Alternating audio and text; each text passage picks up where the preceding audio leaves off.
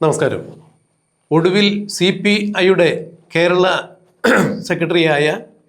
സംസ്ഥാന സെക്രട്ടറിയായ ബിനോയ് വിശ്വം മുൻ മുഖ്യമന്ത്രി പിണറായി വിജയൻ്റെ മകൾ വീണ വിജയൻ്റെ അഴിമതിയെക്കുറിച്ച് തള്ളിപ്പറഞ്ഞിരിക്കുന്നു.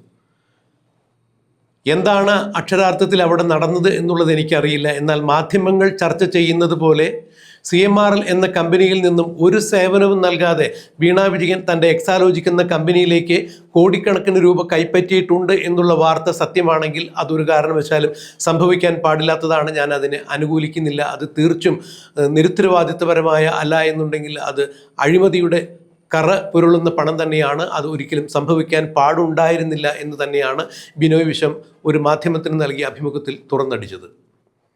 എക്സാലോജിക്കുമായി ബന്ധപ്പെട്ട് CMRL എന്ത് തരത്തിലുള്ള ഇടപാടുകളാണ് നടന്നിരിക്കുന്നത് എന്നുള്ളത് തനിക്കറിയില്ല. രണ്ട് കമ്പനികൾ തമ്മിലുള്ള ഇടപാട് എന്നാണ് ആദ്യം പറയുന്നത് കേട്ടത്. എന്നാൽ ഇടതുപക്ഷത്തിലും ഇടതുപക്ഷത്തിന് പുറത്തും ഇത്തരം ചർച്ചകൾ സജീവമായി മുന്നേറുമ്പോൾ ഈ കഴിഞ്ഞ ദിവസം പിണറായി വിജയൻ്റെ വീട്ടിൽ ED റെയ്ഡിനെത്തിയതുമായ സംഭവങ്ങൾ ചൂണ്ടിക്കാണിച്ചപ്പോഴാണ് ബിനോയ് വിശ്വം മടിച്ച് രണ്ടോ മൂന്നോ വാക്കുകളിൽ തൻ്റെ നിലപാടുകൾ കൃത്യമായ രീതിയിൽ വ്യക്തമാക്കിയത്.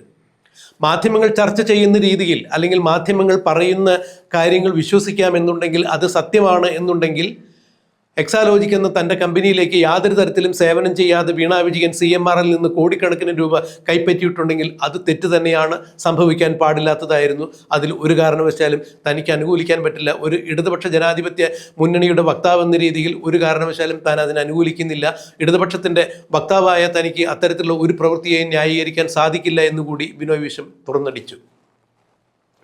ഇവിടെയാണ് വാക്കുകൾക്ക് പലപ്പോഴും പിശുക്ക് കാണിക്കുന്ന ബിനോയ് വിശ്വം തൻ്റെ അഭിപ്രായം ഒന്നോ രണ്ടോ വാക്കുകളിൽ ഒതുക്കി നിർത്തിയത്. നേരത്തെ തന്നെ ബിനോയ് വിശ്വം തൻ്റെ നിലപാടുകൾ ഉറച്ച സ്വരത്തിൽ പറയാറുണ്ടായിരുന്നു. അതായത് മുൻ മുഖ്യമന്ത്രിയായ പിണറായി വിജയനും വിദ്യാഭ്യാസ വകുപ്പ് മന്ത്രിയായ ശിവൻകുട്ടിയും ചേർന്ന് കേരളത്തിലെ സ്കൂളുകളെ കാവ്യവൽക്കരിക്കുന്നതിൻ്റെ ഭാഗമായി എന്നോണം PM ശ്രീ പദ്ധതിയിൽ ഒപ്പിടുകയുണ്ടായി. മുഖ്യമന്ത്രി പിണറായി വിജയനും CPM-ഉം CPI-യും അടക്കമുള്ള എല്ലാ ഇടത് സംഘടനകളും ഇടത് നേതാക്കളും കേന്ദ്ര സർക്കാരിൻ്റെ PM ശ്രീ പദ്ധതിയെ വിയോജിച്ചിട്ടുണ്ടായിരുന്നു, അതിനെ തള്ളിപ്പറഞ്ഞിട്ടുണ്ടായിരുന്നു. കേരളത്തിലെ സ്കൂളുകളെ കാവ്യവൽക്കരിക്കുക അല്ലെങ്കിൽ കേരളത്തിലെ സ്കൂളുകളിൽ BJPയുടെ പാഠ്യപദ്ധതികളും BJPയുടെ താല്പര്യങ്ങളും അടിച്ചേൽപ്പിക്കുന്ന തരത്തിലുള്ള സമ്പ്രദായം നടപ്പിലാക്കുന്നതിനെതിരെ, PM ശ്രീ നടപ്പിലാക്കുന്നതിനെതിരെ അന്ന് ഇടതുപക്ഷ സംഘടനകൾ ഒറ്റക്കെട്ടായി അണിനിരന്നിട്ടുണ്ടായിരുന്നു. CPI അതിൻ്റെ മുൻനിരക്ക് പോരാളികളിൽ ഒരാളായിരുന്നു. കേരളത്തിലെ സ്കൂളുകളെ കാവ്യവൽക്കരിക്കാൻ അനുവദിക്കില്ല എന്ന് തന്നെയായിരുന്നു അന്ന് മുദ്രാവാക്യം ഉയർത്തിയത്. എന്നാൽ പിന്നീട് സാമ്പത്തിക വരുമാനങ്ങൾ അല്ലെങ്കിൽ സാമ്പത്തിക നഷ്ടങ്ങൾ ചൂണ്ടിക്കാണിച്ചുകൊണ്ട് സംസ്ഥാനത്തിൻ്റെ ഭരണം മുന്നോട്ട് കൊണ്ടുപോകണമെങ്കിൽ കേന്ദ്ര വിഹിതം കിട്ടണം എന്നുണ്ടെങ്കിൽ PM ശ്രീയിൽ ഒപ്പിട്ടാലേ അത്തരം ഫണ്ടുകൾ നമുക്ക് കിട്ടൂ എന്നുള്ള ശാഠ്യം കൊണ്ട് രായ്ക്ക് രായ്മാനം ഇടതുപക്ഷ ജനാധിപത്യ മുന്നണിയിൽ ആലോചിക്കാതെ ഘടകകക്ഷിയായ ഏറ്റവും വലിയ ഘടകകക്ഷിയായ CPI-യോട് ആലോചിക്കാതെ PM ശ്രീ പദ്ധതിയിൽ പിണറായി വിജയനും വിദ്യാഭ്യാസ വകുപ്പ് മന്ത്രി ശിവൻകുട്ടിയും ഒപ്പിട്ടു എന്നുള്ള വാർത്ത പുറത്തു വന്നതിനെ തുടർന്ന് അതിനെ ഏറ്റവും ആദ്യം നേരിട്ട് എതിർത്തതും PM ശ്രീ പദ്ധതിയിൽ നിന്നും, കരാറൊപ്പിട്ട പദ്ധതിയിൽ നിന്നും ഇടതുപക്ഷ സർക്കാർ പിന്നോട്ട് പോകണം എന്ന് പറഞ്ഞുകൊണ്ട് പ്രതിരോധം തീർത്തതും തുറന്നടിച്ചതും ബിനോയ് വിശ്വം തന്നെയാണ്. അങ്ങനെ സർക്കാരിന് ആ പദ്ധതിയുമായി പിന്നീട് പിണറായി വിജയൻ സർക്കാരിന് മുന്നോട്ട് പോകാൻ സാധിച്ചില്ല. PM ശ്രീ പദ്ധതിയിൽ നിന്ന് പിന്മാറുന്നതായി കേന്ദ്രത്തെ മുഖ്യമന്ത്രിയുടെ ഓഫീസിൽ നിന്നും കത്തെഴുതി അറിയിച്ചു എന്നുള്ളതാണ്.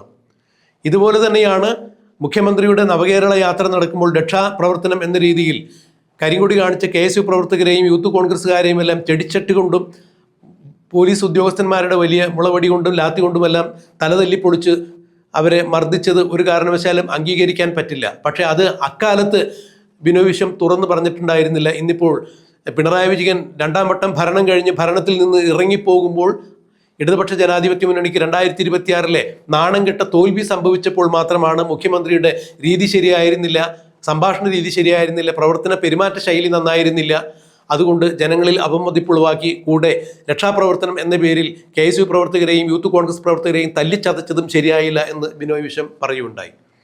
പറയേണ്ട സമയത്ത് പറയേണ്ട കാര്യങ്ങൾ പറയാതിരുന്നത് ബിനോയ് വിശ്വം എന്ന ഇടത് നേതാവിന് അല്ലെങ്കിൽ CPI-യുടെ നേതാവിന് പറ്റിയ വലിയ വീഴ്ചയായി തന്നെ സാമൂഹ്യ നിരീക്ഷകരും രാഷ്ട്രീയ നിരീക്ഷകരും ചൂണ്ടിക്കാണിക്കുന്നു.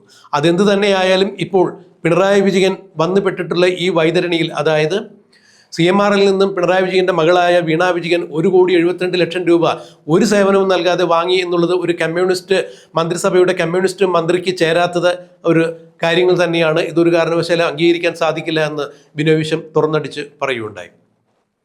മറ്റു ചില രാഷ്ട്രീയ ചോദ്യങ്ങൾക്ക് ഉത്തരം നൽകുമ്പോൾ അദ്ദേഹം പറഞ്ഞു, പ്രതിപക്ഷ ഉപനേതൃസ്ഥാനം CPIക്ക് അവകാശപ്പെട്ടത് തന്നെയാണ്. പ്രതിപക്ഷ നേതാവായി വീണ്ടും പിണറായി വിജയനെ തന്നെ തിരഞ്ഞെടുത്തിരിക്കുന്നു. എന്നാൽ പ്രതിപക്ഷ ഉപനേതാവായി സ്ഥാനം CPI എന്ന സംഘടനയ്ക്ക് അവകാശപ്പെട്ടതാണ്. ഇപ്പോൾ പ്രതിപക്ഷ ഉപനേതാവായി മുൻ ധനമന്ത്രിയായിരുന്ന KN ബാലഗോപാലെയാണ് CPM നിർദ്ദേശിച്ചിരിക്കുന്നത്. എന്നാൽ പലപ്പോഴും അധികാര കസേരകൾക്ക് മാറ്റം വന്നിട്ടുണ്ട്, ഇളക്കം തട്ടിയിട്ടുണ്ട്. അതുകൊണ്ട് KN ബാലഗോപാലും പ്രതിപക്ഷ ഉപനേതാവിൻ്റെ കസേരയിൽ നിന്ന് മാറേണ്ടതായി വരും. അല്ലെങ്കിൽ ബാലഗോപാൽ ഇപ്പോൾ ഇരിക്കുന്ന പ്രതിപക്ഷ ഉപനേതാവിൻ്റെ കസേര ഇളകിത്തെറിക്കും എന്ന് തന്നെയാണ് ബിനോയ് വിശ്വം പറഞ്ഞത്. കസേരകൾ ഇളകിത്തെറിക്കാത്ത കാലങ്ങൾ ഉണ്ടായിട്ടില്ല. അധികാര സിംഹാസനങ്ങൾ ഇളകിത്തെറിക്കാൻ അധിക സമയം വേണ്ട, അല്ലെങ്കിൽ അതൊന്നും ശാശ്വതമല്ല എന്ന സന്ദേശം തന്നെയാണ് ബിനോയ് വിശ്വം നൽകിയത്. ഒടുവിൽ എന്തായാലും പിണറായി വിജയനെയും പിണറായി വിജയൻ്റെ മകളെയും ബിനോയ് വിശ്വം തള്ളിപ്പറഞ്ഞിരിക്കുന്നു എന്നുള്ളതാണ് ഇതിൻ്റെ ആകെ തുക എടുത്തു പറയാൻ കഴിയുക. എന്തായാലും ഇതേ ചൊല്ലി ഇനി ഇടതുപക്ഷ ജനാധിപത്യ മുന്നണിയിൽ എന്ത് തർക്കവിതർക്കങ്ങളായിരിക്കും ഉണ്ടായിരിക്കുക? പ്രതിപക്ഷ ഉപനേതൃസ്ഥാനം CPIക്ക് കൊടുക്കുമോ? പിണറായി വിജയൻ്റെ മകൾ വീണ വിജയൻ EDയുടെ അന്വേഷണത്തിൽ കുടുങ്ങുമോ? പിണറായി വിജയനും അതിനോടൊപ്പം കുടുങ്ങുമോ എന്നുള്ളതെല്ലാം നമുക്ക് കണ്ടറിയാം, കാത്തിരിക്കാം.